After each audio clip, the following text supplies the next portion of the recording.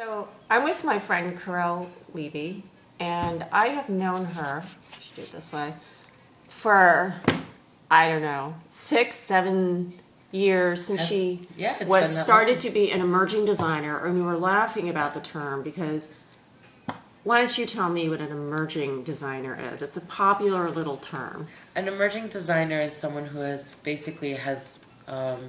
little backing and isn't backed by corporate dollars, for instance. Mm-hmm.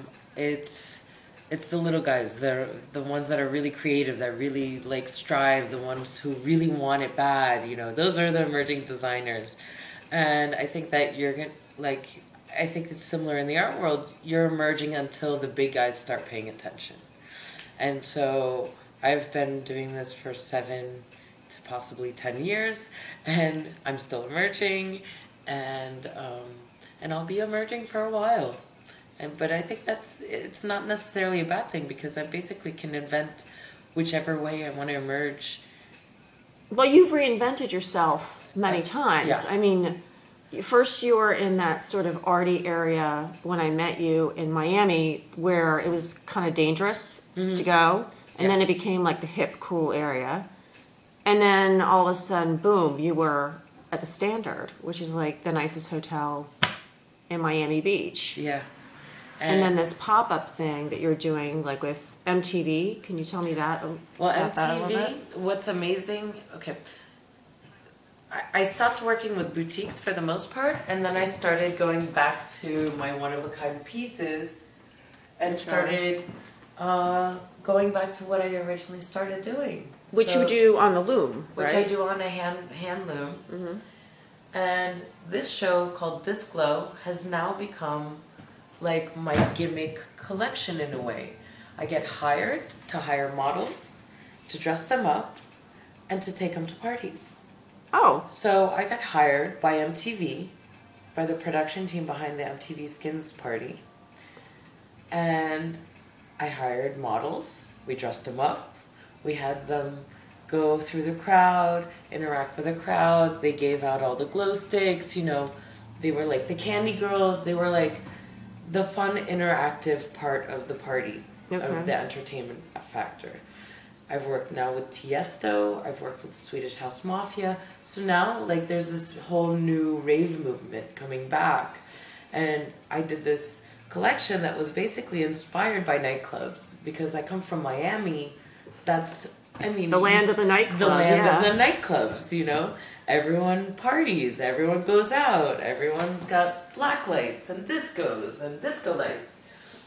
And I was working with these artists, TM Sisters, and so my collection started getting inspired by them, and they work a lot with neons.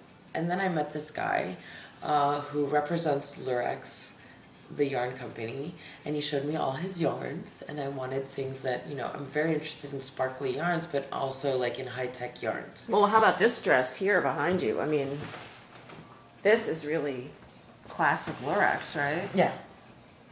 That's a lot of Lurex. Yeah. Well, what's interesting is that despite the fact that we're in this extremely deep recession, or shall we even say it, depression, people are still wanting to go out and have fun. Yeah. Obviously, if, you know, people are hiring you and paying you money to do this. Yeah, you know? I mean, people still want to have fun. I don't think that our depression is nearly as bad as, like, the 1920s. That was really bad.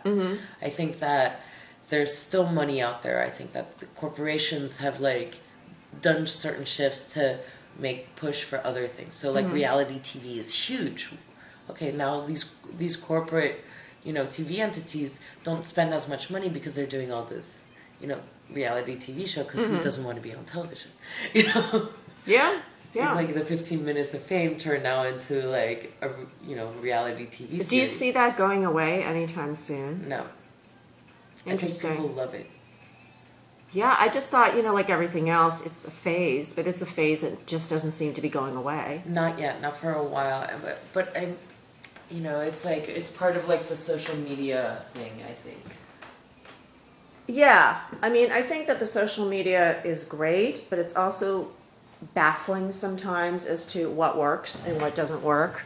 I mean, I think that that's been like the magic touch for me. So you have a handle on it? Yeah. Okay. Like I have 3,000 plus friends on Facebook. Uh-huh. I have 2 accounts on Facebook, myself as a person and my company as a person, so I could tag everyone wearing my stuff. So it's become like an interesting way of even like promoting my brand. And how do you feel about Twitter? You know, I because I'm image driven, Mm-hmm. it doesn't work for me. Yeah. No, not really. And I only have like, what, 200 something followers? So when I have 3,000 followers in Facebook and 200 in Twitter, if only the Facebook went into Twitter instead of vice versa, then it would work. That's an interesting, yeah, because when I blog a post, it goes directly to both. Right. But I don't know if anyone's really looking at the Twitter. It's confusing. I don't know what it means, and it's like there's only so much time, and you have to decide which one to concentrate you're going to concentrate on. I'm going to go to this blogging conference during Fashion Week. Oh, cool. And I'd really love to know because...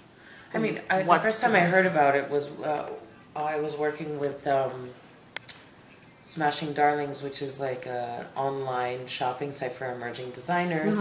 And they're like, oh, well, you're going to be in Fashion Week. Why don't you tweet for us? So I started tweeting almost as a journalist. Yeah. But then it just became a little too much for me. I was like, I think I kind of lost interest in it really fast.